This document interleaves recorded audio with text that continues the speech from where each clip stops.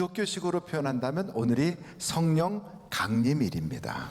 그래서 날짜로 따지면 예수님 부활하신 날로부터 50일째가 되는 날이거든요. 예수님이 부활하시기 바로 그 직전에 돌아가실 때가 양을 잡는 날이고 그 다음 날이 유월절이에요. 그래서 예수님이 어린 양과 같이 그렇게 돌아가신 후에 그 당시에는 양을 그날 잡는데 그 양의 피를 문설주와 임방에 바르고 그 양의 고기를 먹고 쓴나물을 먹으면서 또 거기에 나오는 무교병이라고 하는 이스트를 집어넣지 않은 그런 빵을 먹으면서 그렇게 지내는 거예요. 그래서 이스트를 넣지 않은 그 기간을 보낸다 해서 무교절이라고 그래요. 우리가 금년에 부활절이 4월 21일이었거든요. 그럼 그때로부터 7주가 지나면 77이 49, 바로 어저께가 77에 49 하는 날이 어저께예요. 그럼 오늘은 50일째 되는 오순절이에요. 그래서 오순절, 바로 그날, 오늘 이 성경의 내용이 이루어졌던 것입니다. 할렐루야. 그러니 여러분, 그러면 그날 도대체 무슨 일이 있었던 거야? 이런 생각하실 텐데, 예수님께서 40일 동안 부활하신 후에 계시다가 승천하시면서 제자들에게 말씀하셨어요. 내가 약속한 성령을 받기까지 예루살렘을 떠나지 말고 여기서 기도해라. 그 제자들이 그 말씀을 듣고 기도하는데 약 120명가량이 기도를 하다가 오순절 날이 되니까 사도행전 2장 여러분 오늘 보신 대로 갑자기 강하고 급한 바람소리 같은 소리가 휘 들리는 거예요. 그러면서 사람들 머리에 불의 혀 같은 것, 다른 말로 말하면 불꽃이 막 이런 불꽃들이 막 있는 게 보이는 거죠. 그러니까 들리고 보인다는 건 막 생생한 역사가 있었던 거죠. 그러면서 사람들의 입에서는 이상한 말이 막 나오는 거예요. 근데 그 지역에 유월절 지나고 오순절 때까지 명절을 지키기 위해서 와 있었던 유대인들이 각 지역에서 와 계셨거든요. 근데 그 와 있던 분들이 저 갈릴리 사람들이 모여가지고 이상하게 우리가 사는 동네 이야기를 해. 그 말이 무슨 말이냐면 거기에는 어떤 사람은 저 무슨 아랍어를 하고 어떤 사람은 사이프러스 말을 하고 어떤 사람은 저 북아프리카 언어를 하고 어떤 사람은 이라크 쪽의 언어를 하고 막 언어가 다른데 그 말들을 갈릴리 지역에서 온 사람들이 막 하는 거예요. 그러니까 도대체 뭐라고 말하는 거지? 하고 들어보니까 하나님을 높이는 이야기를 하는 거예요. 근데 그 말을 못 알아듣는 그 예루살렘에만 살고 있었던 사람들은 막 조롱하면서 이 사람들이 대낮부터 술 취해서 저러는구나 이러는 거죠. 바로 그때 베드로가 일어나서 설교를 합니다. 여러분, 우리가 술이 취해서 이렇게 말하는 것이 아니라 바로 요엘 선지자를 통하여 약속하셨던 그 성령을 오늘 우리가 받아서 이러는 것입니다.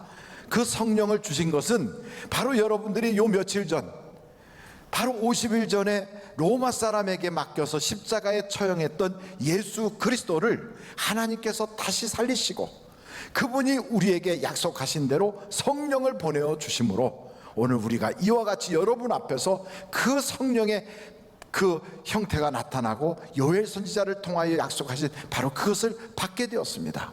여러분, 우리 바로 이 마을에 다윗의 무덤이 있지 않습니까? 다윗은 선지자나 다름없는 분인데 그는 죽어서 썩어 저 무덤에 묻혀 있지만 여러분이 십자가에 매달아 죽게 했던 예수님은 죽어 썩어 없어진 것이 아니라 다시 살아나서 부활하시고 승천하셔서 약속하신 성령을 우리에게 주신 것입니다. 하나님이 그를 높이신 겁니다. 여러분, 그 예수를 믿으십시오.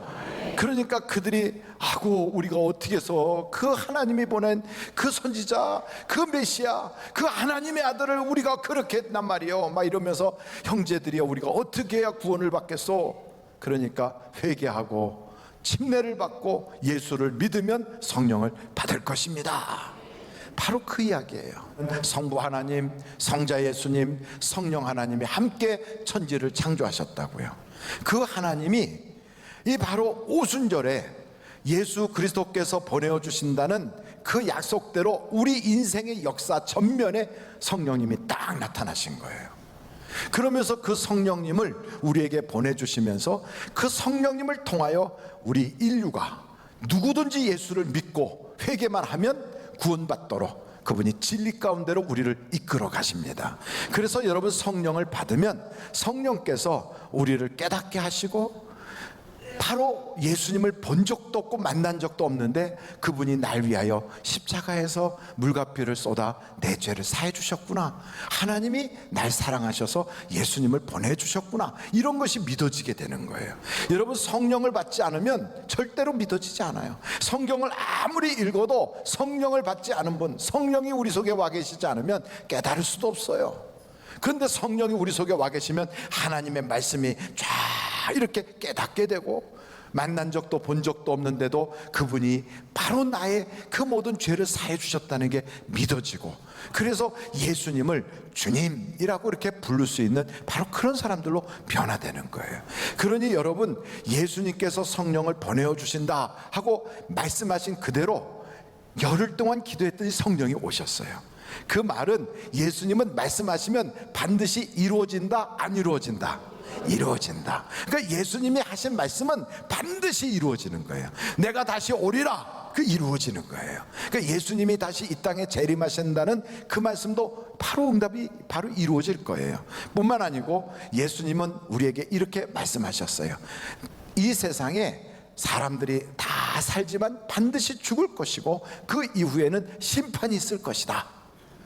그리고 심판에서 하나님을 믿는 자, 예수 그리스도를 구주로 그렇게 고백하고 믿는 자는 천국에 들어갈 것이고, 믿지 않는 자는 지옥에 들어갈 것이다. 이런 천국과 지옥이 있다는 것도 말씀하셨어요. 그래서 여러분 생각해 보세요. 우리 주님의 말씀은 틀림이 없습니까? 아니면 거짓입니까? 틀림없어요. 그러니 여러분, 우리가 죽은 이후에 심판이 있다는 것도 틀림없는 일이고, 천국과 지옥이 있다는 것도 틀림없는 일이에요. 그러니 우리 하나님이신 예수님께서 우리에게 절대로 지옥은 가지 말라고, 괜히 공갈육박 치느라고 겁주느라고 이 세상에 그냥 도덕 윤리 그리고 참 인간관계 사회생활 잘하라고 만들어 놓은 가상의 세계가 아니에요.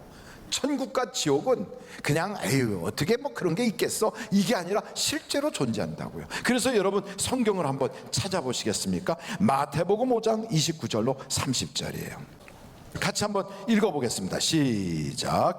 만일 내 오른 눈이 너로 실족하게 하거든 빼어내버리라. 내 백체 중 하나가 없어지고 온몸이 지옥에 던져지지 않는 것이 유익하며, 또한 만일 내 오른손이 너로 실족하게 하거든 찍어내버리라. 내 백체 중 하나가 없어지고 온몸이 지옥에 던져지지 않는 것이 유익하니라.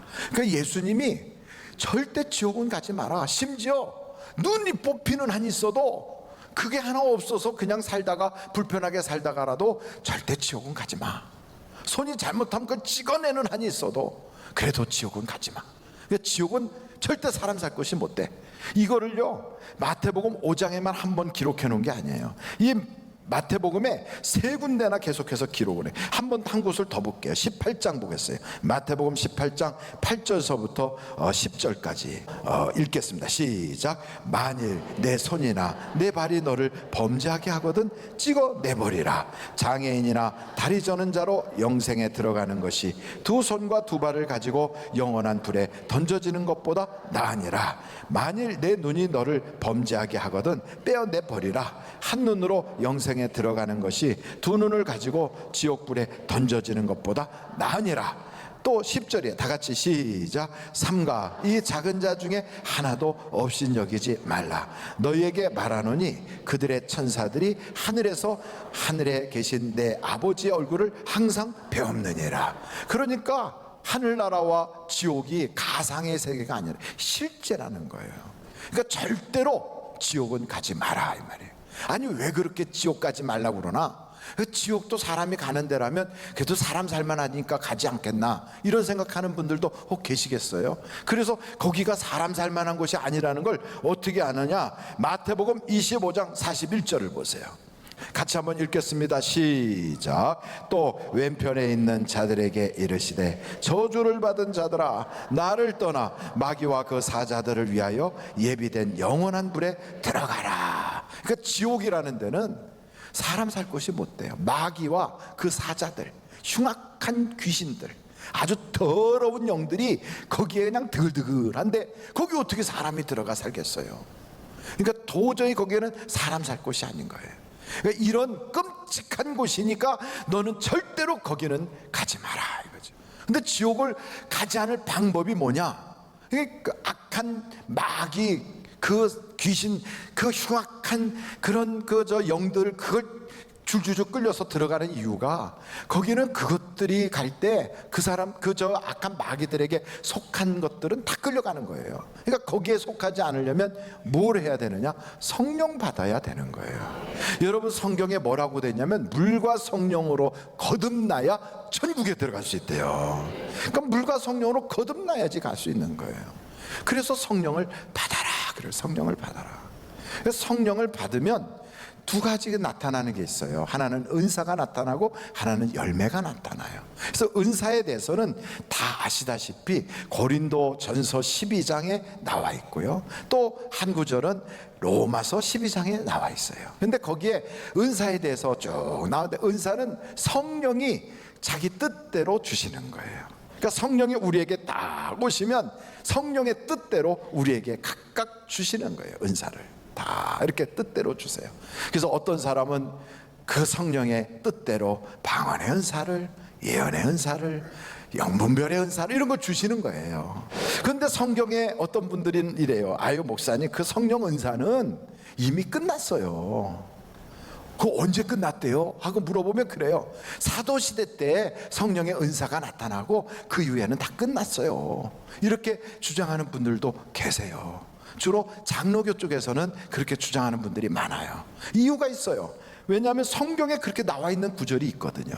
여러분, 고린도전서 13장 8절을 보세요. 그분들이 이유 없이 그렇게 말씀하시는 게 아니에요. 같이 한번 읽어보실까요? 시작. 사랑은 언제까지나 떨어지지 아니하되 예언도 패하고 방언도 그치고 지식도 패하리라.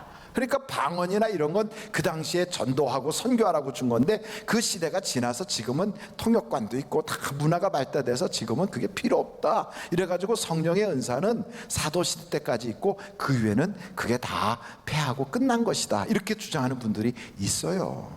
근데 여러분, 실제로 선교지에 가서 보면 막 병 고치는 은사, 능력 개맘의 은사, 이런 것이 나타나요.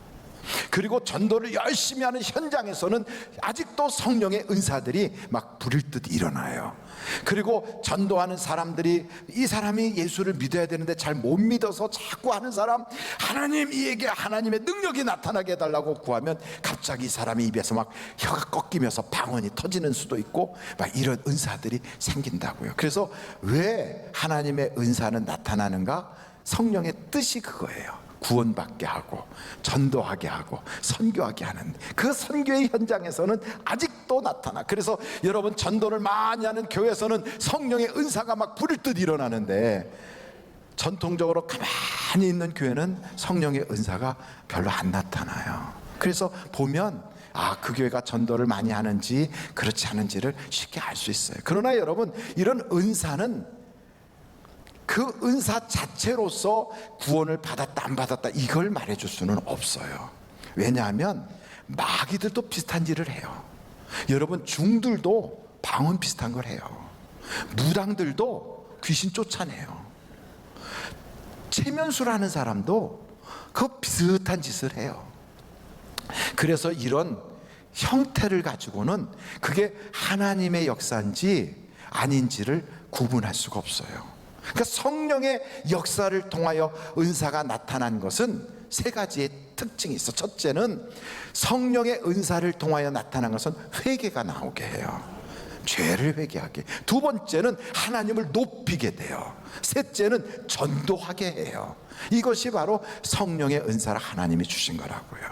그렇지만 여러분, 은사 못 받았다 할지라도 낙심하지 마십시오.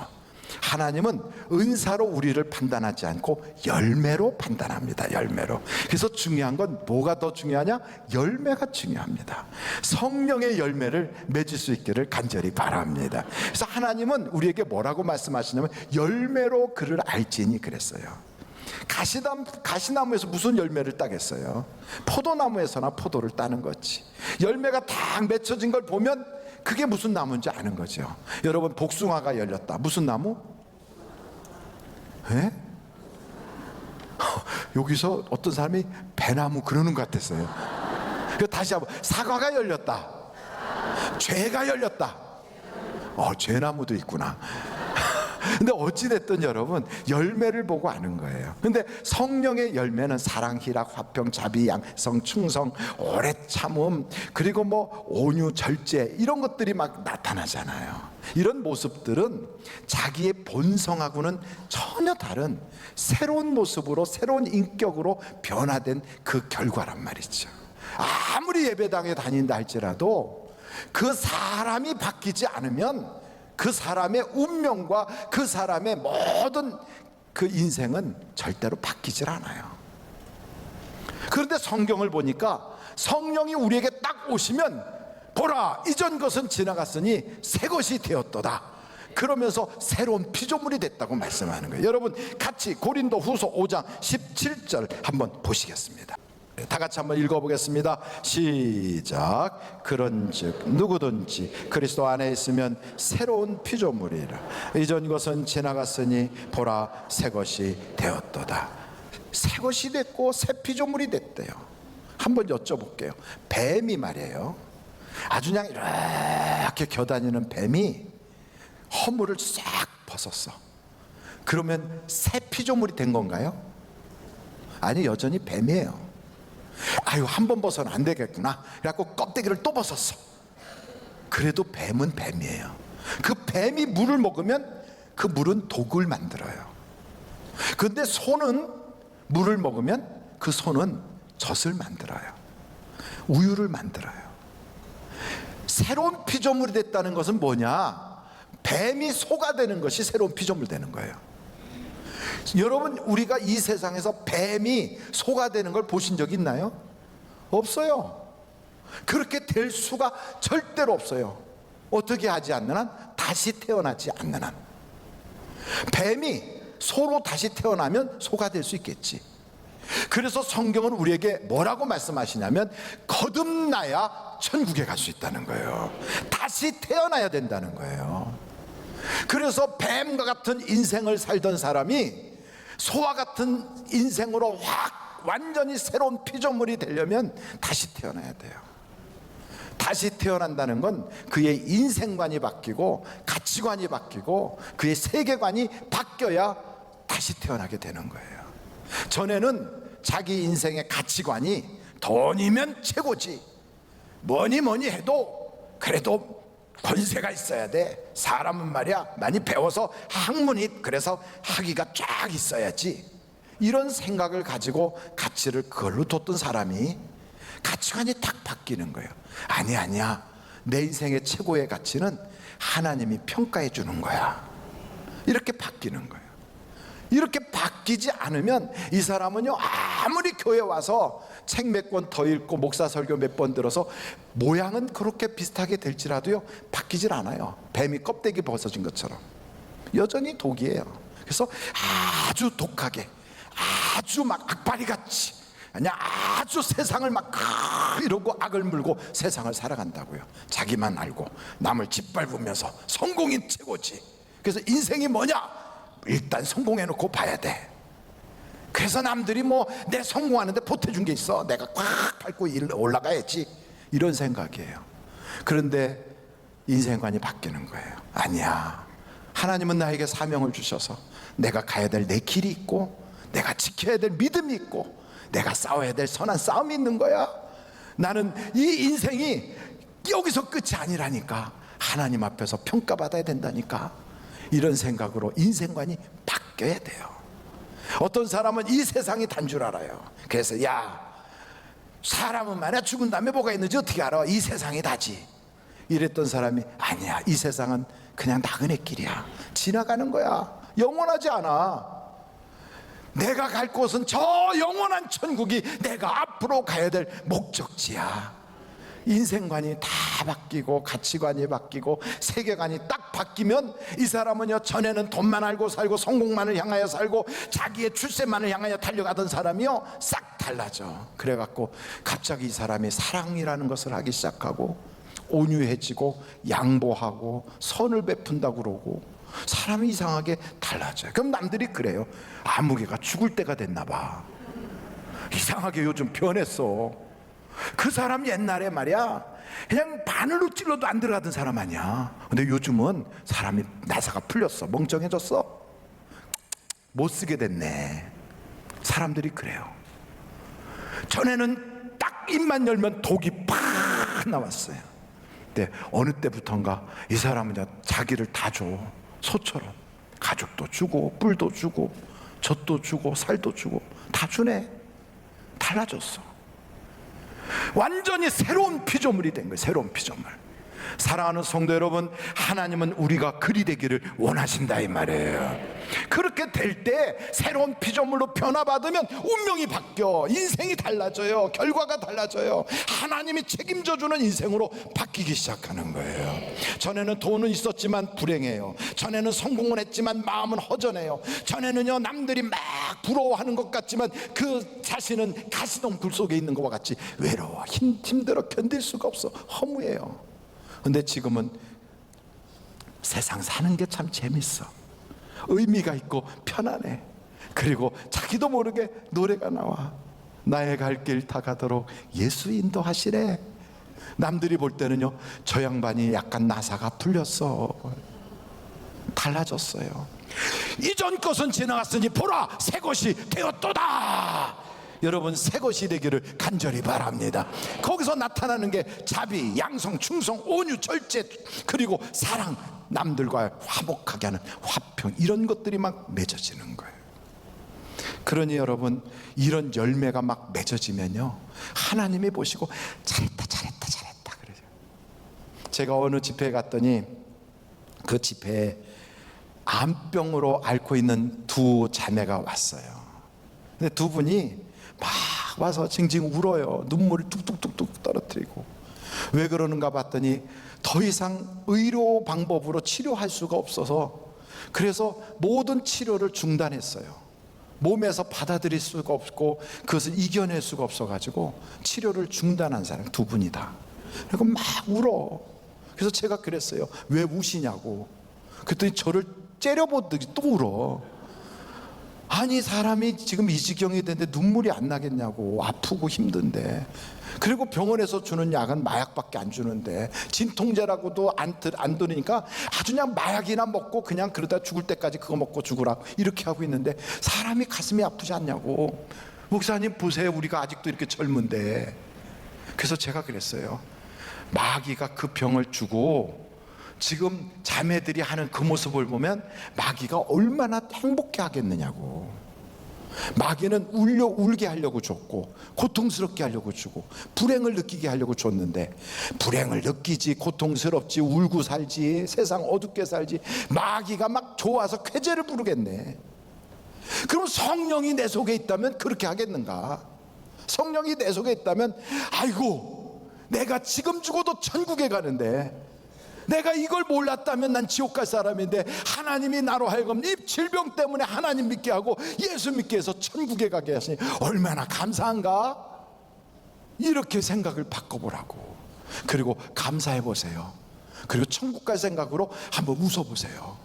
여행도 좋은 데 갈 것 같으면 날짜가 올수록 손꼽으면서 좋아하잖아요.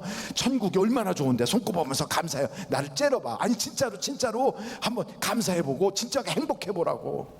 그러면 성령의 열매가 내 속에서 막 확 쏟아져 나오는 순간 마귀가 던져놓은 그 어둠의 열매들은 다 떨어져 나가요. 병이 치료받는다고. 우리에게 있는 가난의 문제, 가정의 여러 가지 막 모래알 같은 그런 불편한 상황, 그리고 내 앞에 벌어지고 있는 모든 경제적 불경기, 이거 놓고 근심하고 염려하고 막 쭈그리고 있으면 마귀가 좋다고 그냥 낄낄거리고 얼마나 좋아하겠어요. 근데 그런 환경 속에서도 형편이 어렵고 정말 힘들지만 그래도 하나님 내가 예수 믿게 해주셔서 감사해요. 나는 죽으면 천국이고 이 땅에 살면 주님 찬송할 거예요. 이러면서 기뻐하다 보면 하나님이 우리의 살 길은 열어주신다 이 말이에요.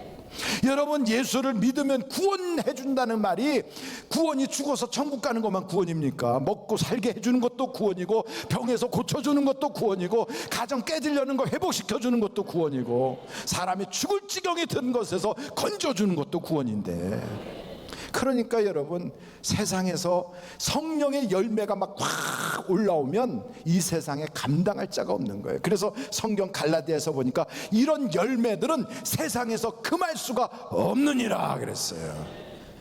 은사가 없다고 절망하지 마세요. 남들처럼 능력이 나타나지 않는다고 절망하지 마세요. 성령의 열매를 맺으십시오. 그러면 인생이 달라져요. 그 열매를 맺는 순간부터 여러분의 인생은 상상한 것보다 훨씬 더 하나님의 축복이 파도처럼 밀려올 줄로 믿습니다.